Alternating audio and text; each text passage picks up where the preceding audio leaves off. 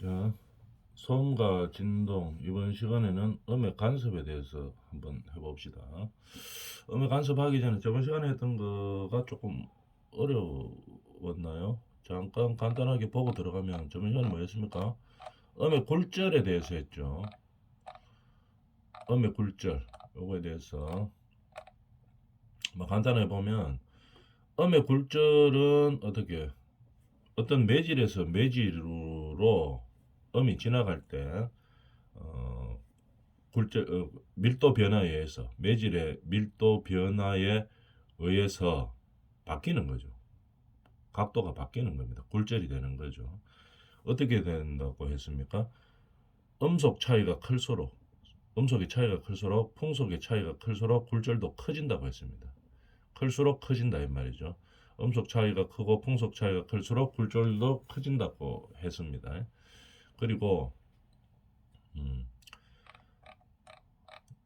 온도가 낮은 쪽으로 굴절이 일어나는 거죠. 온도가 낮은 쪽으로 굴절이 일어나는 겁니다. 예를 들어 지표하고 공기가 있으면은 낮에는 어떻게 됩니까? 낮에는 태양이 있으니까 지표가 따뜻하고 위에 공기가 차갑죠. 그래서 차가운 공기 쪽으로 굴절이 일어나는 겁니다. 근데 반대로 밤에는 태양이 없어지니까 이 지표가 차갑죠. 공기보다 더 차갑습니다. 그러니까 밤에는 어느 쪽으로 지표 쪽으로 굴절이 일어난다고 했었습니다. 저번 시간에. 그 다음에 어, 풍속 차이에 의한 굴절이 있죠. 풍속 차이에 의한 굴절의 경우에는 지표면이 있다고 봅시다. 예를 들어서 그림으로 한번 볼까요? 지표면에 음원이 있어요. 음원이 있고 그 다음에 지표 저 위에 어, 공기가 있겠죠. 공기가 있을 때 어떻게 일어나는가 한번 봅시다. 풍속이 붑니다. 바람이 분다는 얘기죠. 바람이 불었을 때 음원이 어, 있으면 음원에서 소리가 나오겠죠. 이럴 때 풍속과 같은 방향으로 발생되는 음원이 있고 반대 방향으로 그러니까 마주보고 가는 방향이 있죠. 그럴 때 어떻게 되냐 이 말입니다. 예를 들어서 음원이 어떻게 지표에 있을 때 이야기겠죠. 저 위에 공기가 있고 지표에서 음원이 있을 때 어떻게 되는가 보면은 어, 풍속차가 있는 거죠. 풍속차가 있을 때 바람이 불었을 때 어떻게 되는가 한번 봅시다. 음원이 지표에 위치하고 있죠. 그러면은 이 음원보다 상공의 풍속이 클 경우를 말하는 겁니다. 상공의 풍속이 클 경우와 클 경우가 어떻게 되느냐? 풍속이 진행되는 전방에서는 그럼 이쪽을 말하는 거겠죠. 풍속이 이게 풍속이 진행되는 방향 그러니까 1번을 말하는 거죠. 이쪽에서는 어떻게 되느냐? 한번 생각해 봅시다. 풍속이 진행되는 전방에서는 그러면 이쪽을 말하는 거겠죠. 음속이 어느 쪽으로 가는 걸까? 상승하는 거죠. 공기 쪽으로 가는 겁니다. 공기 쪽으로 가고 그 다음에 어, 풍속이 진행되는 그러니까 후방 뒤쪽을 말하는 거겠죠. 이쪽에서는 어떻게 음원이 지면으로 가는 겁니다. 지면 이 방향으로 굴절되는 거겠죠. 그래서 예를 들어서 뭐 사람이 한 명 서 있다고 생각해 봅시다. 이쪽에서는 앞에 전방에 있을 때는 소리가 감쇄되겠죠. 감쇄되고 작은 소리가 들리는 겁니다. 음원의 반대로 후방에 있을 때는 어떻게 됩니까? 이 밑으로 내려오기 때문에 소리가 더 커지죠. 크게 들린다 이런 얘기입니다. 그죠? 그런 내용에 대해서 했는 거죠. 저번 시간에 그래서 간단하게 한번 봤습니다. 그다음에 이번 시간에 음의 간섭에 대해서 한번 해볼까요? 음의 간섭. 자, 뭐 간섭이 뭐냐? 음이 보강 간섭이 있고 소멸 간섭이 있고 맹놀이가 있습니다. 크게. 자, 그러면은 이 음이 이렇게 있습니다. 두 개가 겹쳐질 때 어떻게 되냐 이런 얘기겠죠. 두 개 만났을 때. 두 개 읽어볼까요? 두 개 이상의 음파가 겹쳐서 더해질 때 어떻게 되냐 이 말이죠.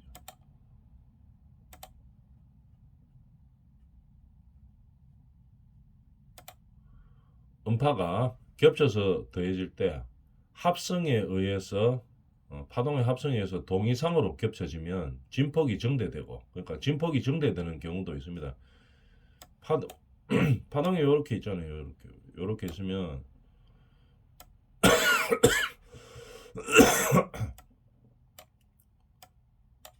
이쪽하고 또 예를 들어서 이쪽하고 이렇게 있죠. 이렇게 있는데 만난다 이 말입니다. 이런 식으로 만날 때 어떻게 더 커질 수도 있고 적어질 수도 있고 이 얘기겠죠. 두 개 만났을 때 더 커지는 거 이게 보강 간섭이죠. 작아지는 거 원래 있던 파보다 작아지는 게 소멸 간섭이겠죠. 그럼 맥너리는 커졌다 작아졌다 커졌다 작아졌다 이렇게 하는 겁니다. 쉽게 말하면 그렇고 이제 이거를 글로 읽어가면서 한번 해봅시다. 두 개 이상의 음파가 겹쳐서 더해질 때 합성에 의해서 동이상으로 위상이 같아야 되는 거죠. 같은 자리. 그러니까 요 자리들이 같은 거죠. 동이상으로 겹치면 진폭이 증대되는 겁니다. 진폭 뭔 줄 알죠? 첫째 시간에 다 했는 거죠. 진폭이 증대되고 역위상으로 겹쳐지면 진폭이 오히려 감소하는 것을 말하는 겁니다. 그죠? 그러니까 이렇게 되었을 때 이렇게 커지거나 오히려 더 커지는 거죠. 이렇게 커지는 경우도 있고 아니면 오히려 더 요 진폭보다가 작아지는 경우가 있습니다. 이렇게 되는 거. 이런 것들을 말하는 거죠. 이런 것들을 이걸 보강 간섭이라고 이야기하겠죠. 이건 소멸 간섭이라고 이야기하고 그 다음에 뭐 똑같이 커지거나 똑같이 작아지는 게 아니고 커질 때도 있고 작아질 때도 있고 이런 거 있죠. 이런 것들을 갖다가 맥놀이라고 이야기하는 겁니다. 두 개의 즉 서로 다른 파동 사이의 상호작용을 나타내는 거죠. 파동 사이의 상호작용을 나타내는 겁니다. 나타내는 현상. 자, 보강 간섭은 금방 이야기했다시피 여러 파동이 마루는 마루끼리 마루 골 이런 거 첫째 시간에 다 했죠. 마루는 마루끼리 골은 골끼리 만나서 합성파의 진폭이 개개의 어느 파의 진폭보다 어떻게 이렇게 커지는 겁니다. 원래 것보다가 커지는 게 보강 간섭이고 여러 파동이 마루는 골과 골은 마루와 만나. 그죠? 보강 간섭이 되려고 하면 어떻게 됩니까? 마루는 마루끼리 만나고 골은 골끼리 만나서 더 커지는 걸 말하는 겁니다. 소멸은 그렇게 필요로 한 것끼리 만난 게 아니고 마루는 마루하고 만나는 게 아니고 마루는 골과 만나는 거죠. 만나다 보면 이게 간섭하다 보면 그렇게 되는 거죠. 골은 또 마루하고 만납니다. 그러다 보니까 원래 진폭보다 작아지는 겁니다. 그죠? 원래 뭐 두 개면 두 개, 세 개면 세 개가 있었는데 어느 파의 진폭보다 작아지는 간섭을 뭐 소멸 간섭이라고 이야기하는 거죠. 보강은 마루는 마루끼리 만나야 됩니다. 골은 골끼리 만나야 되고. 그죠? 어느 파보다 어떻게 진폭이 커지는 것. 커지는 것을 뭐라고 하나? 보강 간섭이라고 이야기하죠. 작아지는 것을 소멸 간섭이라고 이야기합니다. 원래 것보다가. 두 파동이 서로 반대 방향으로 진행하다가 중첩될 때 합성파의 변이는 두 파동의 변이의 합으로 나타낸다. 이런 얘기겠죠. 그러니까 중요한 것은 보강 간섭은 마루는 마루끼리, 골은 골끼리 만나는 거죠.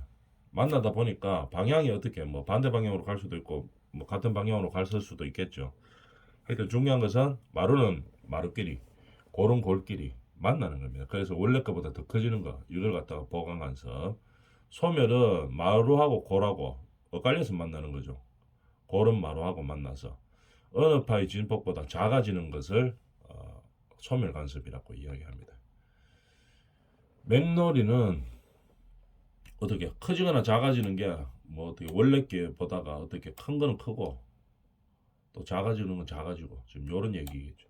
원래 진폭이 뭐 요런 거 하고 뭐 요런 거라고 볼까요? 그럼 이 두 개가 만났는데 같이 커지거나 같이 적어지고 이런 게 아니고 뭐 커질 때는 커졌다가 작아질 때는 작아지고 이런 것을 맥놀이라고 이야기한다 이런 얘기겠죠. 읽어보면 주파수의 약 주파수가 약간 상이한 두 개의 음원이 만날 때 뭐 이거하고 말하는 거죠. 소리가 간섭을 일으켜 보강 간섭과 소멸 간섭이 교대로 일어나는 겁니다. 그러니까 큰 소리와 작은 소리를 주기적으로 반복하는 거겠죠. 크게 났다, 작게 났다, 크게 났다, 작게 났다 이렇게 하는 겁니다. 즉 주파수가 약간 다른 두 음을 동시에 듣게 되면 합성된 음의 크기가 오르락내리락 합니다. 어떤 거는 크게 들고 어떤 때는 적게 들리고 막 이렇게 한다는 얘기죠. 그걸 갖다가 맥놀이라고 이야기합니다. 맥놀이 주파수는 뭐 두 개 주파수 차이의 절대치이다. 이런 얘기겠죠. 저음으로 갈수록 1Hz의 차이가 크면 고음으로 갈수록 차이가 좁아져 별 차이를 못 느낀다. 이런 얘기입니다. 저음으로 갈수록 차이가 크게 들리고 고음으로 갈수록은 별 차이를 못 느낀다. 이렇게 하는 게 맥놀이겠죠. 그래서 간섭의 종류는 보강 간섭, 소멸 간섭, 맥놀이 요거에 대해서 알아봤습니다. 그 다음에 파동의 독립성. 어떤 독립성이 있나 한번 볼까요? 어떤 파동이 일어날 때 서로 반대 방향으로 진행하던 두 파동이 만나는 경우 서로 겹칠 경우에만 파형이 변화하는 겁니다. 겹칠 경우에만. 그러면 안 겹칠 때는 아까 이런 거 있죠. 이거 말한 거예요. 마루하고 골하고 만나는 거. 이렇게 겹칠 때만 커진다 이 말입니다. 그죠? 겹칠 때만 파형이 변행하고 두 파동이 서로 간섭이 일어나지 않으면 간섭 없이 지나치면 만나기 전 모양을 그대로 유지하면서 서로 독자적으로 진행하는 겁니다. 요 그림에서 보면 알 수 있죠. 보강 간섭. 이 두 개가 합쳐졌어요. 반대 방향으로 파동이 지나가다가 만났으면은 마루는 마루끼리 골은 골끼리 만나면 커집니다. 진폭이.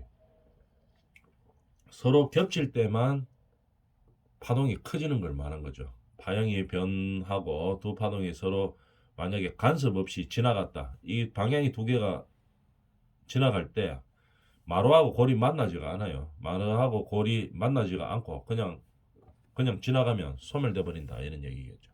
그걸 갖다가 파동의 독립성이라고 이야기합니다. 보강 간섭과 소멸 간섭에 대해서 알아봤죠.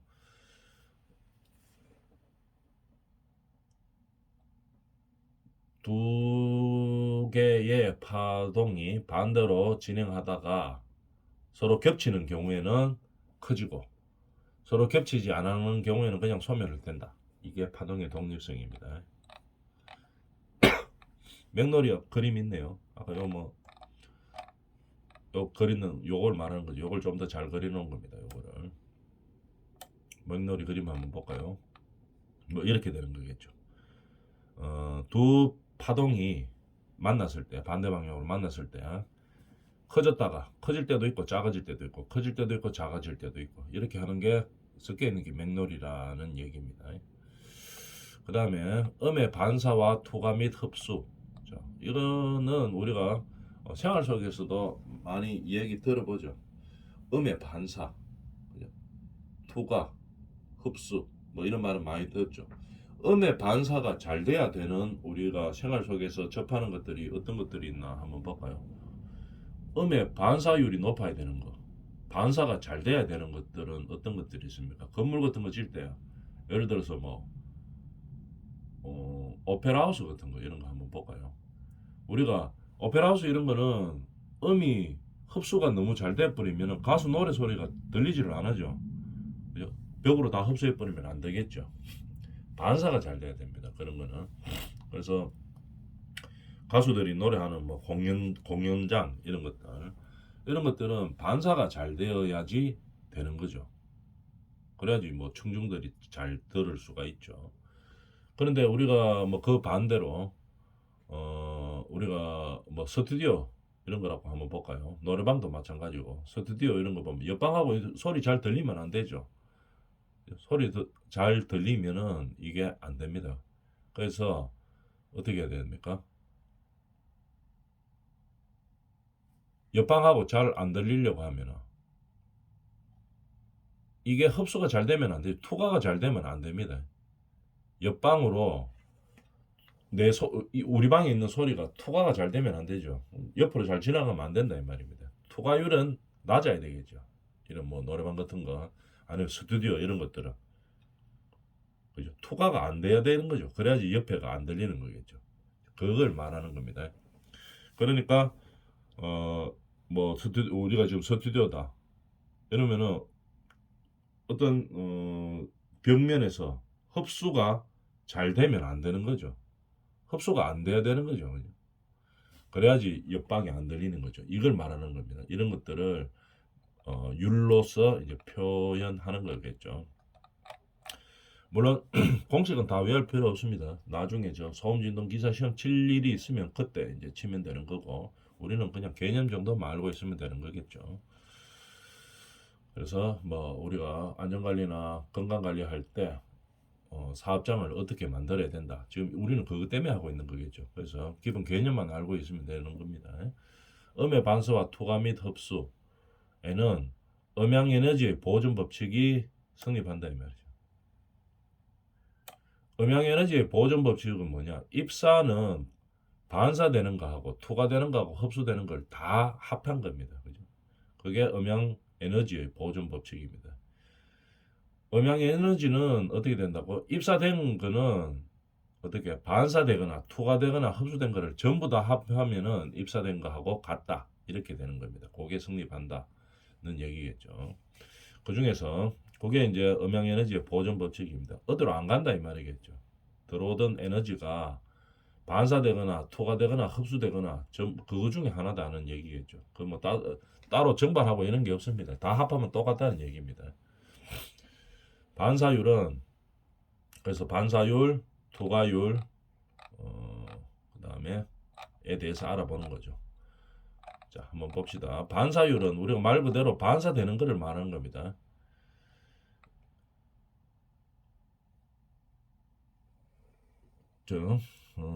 입사음 세기에 대한 반사음 세기의 비율을 말하는 거고 들어오는 음의 세기에 비해서 반사되는 세기를 말하는 겁니다. 우리가 뭐 저 콘서트장 이런 거 만들 때 반사음 세기가 세야 되겠죠. 비율이. 입사가 100이었으면은 제일 좋은 게 뭡니까? 반사가 100 되는 게 제일 좋죠. 근데 뭐 매질이 있기 때문에 그렇게 되지는 않아죠. 좀 줄여서 나오겠죠. 그렇지만도 그 필요로 하는 목적이 반사가 잘 되어야 되는 거겠죠. 그런 것들은 반사음 세기가 센 게 좋다는 얘기입니다. 반사음이 잘 반사되는 게 좋다는 얘기겠죠. 그거를 뭐 어떻게 계산을 하는지 한번 봅시다.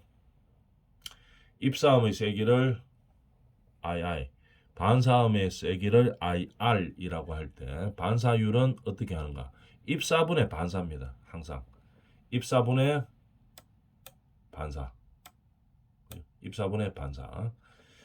경계면의 수직으로 입사하는 음의 반사율은 매질의 고유 음량 임피던스에 의해 정해진다. 뭐 당연한 얘기겠죠. 매질에 따라서 정해진다 이 말입니다. 음파가 거울과 같은 매질에 입사를 할 때의 입사각과 방사각은 다음과 같다.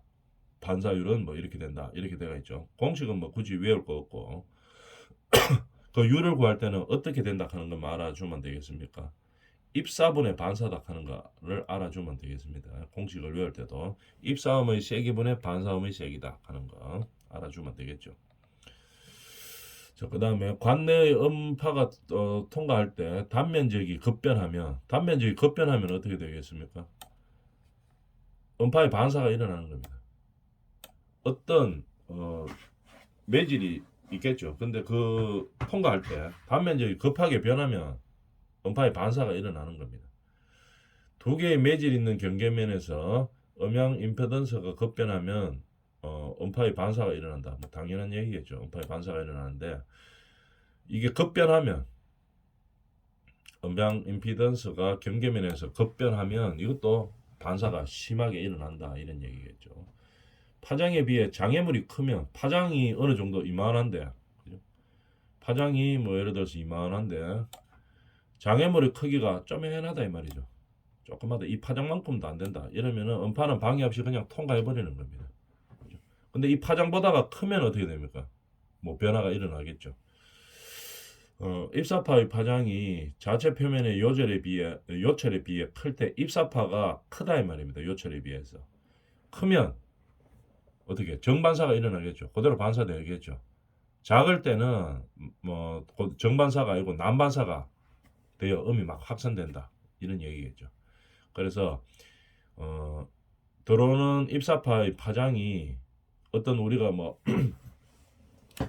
방음 시설을 하든지 뭐 차음 시설을 할 때 그런 말이겠죠. 자재 표면의 요철. 우리가 스튜디오 공사해 놓은 거 보면 우리가 알 수 있죠. 스튜디오 벽면에 뭐 이래가 뭐 볼록하게 이렇게 돼가 있고 뭐 이래 돼가 있죠. 차음제들 보면 이렇게 해서 네 개를 합쳐 놓는 거 뭐 이런 거 이걸 한 장으로 하고 뭐 이런 거 본 적 있죠.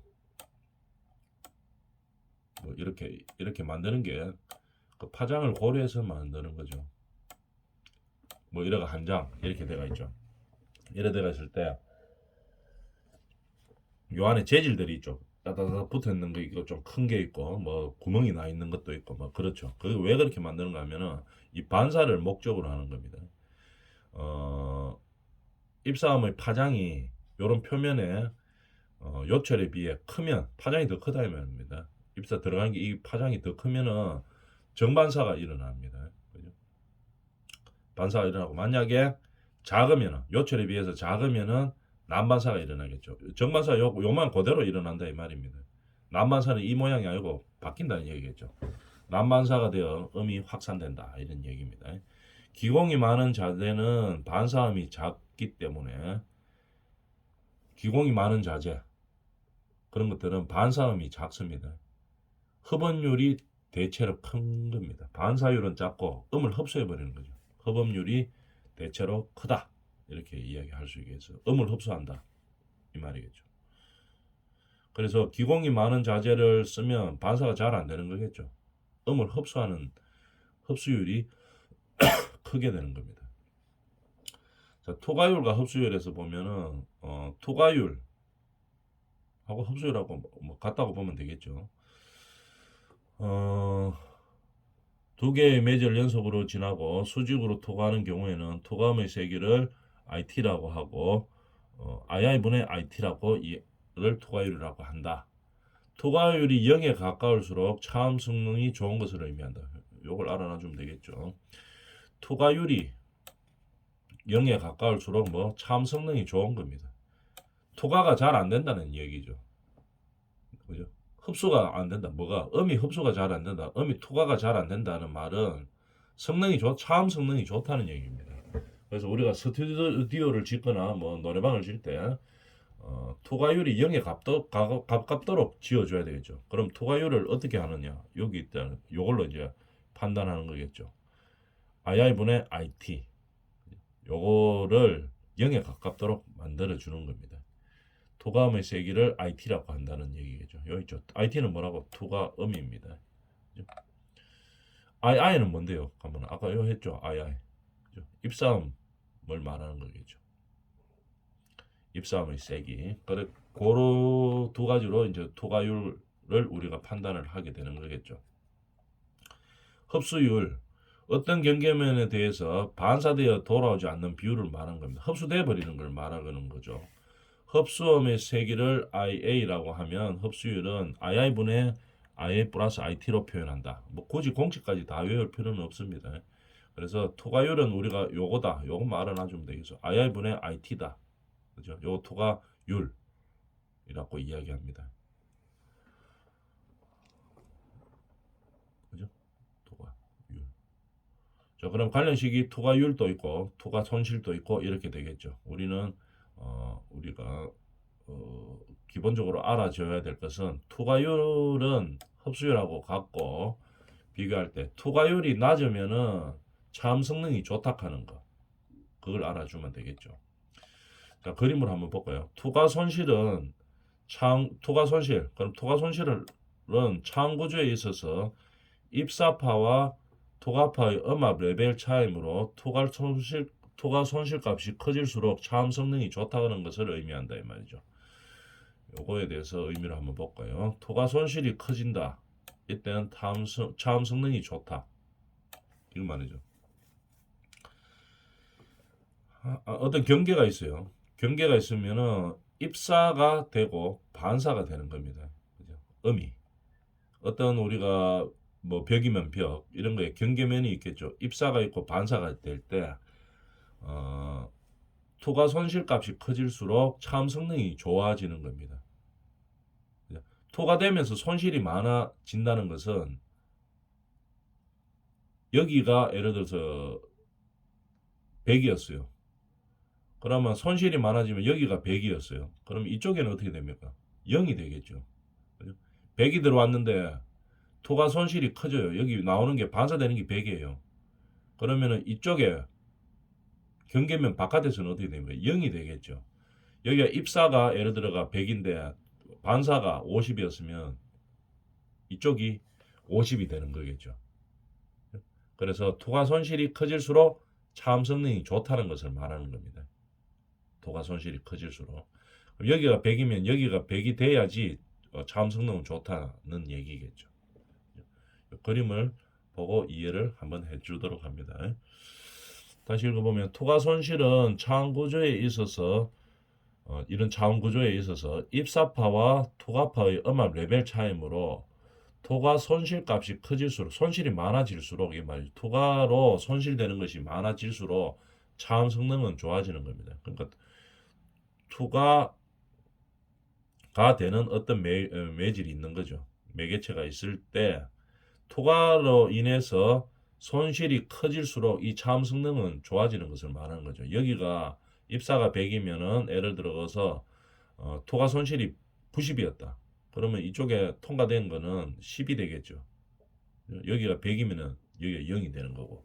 그래서 투과 손실 값이 커질수록 차음 성능이 좋다는 것을 의미하는 겁니다.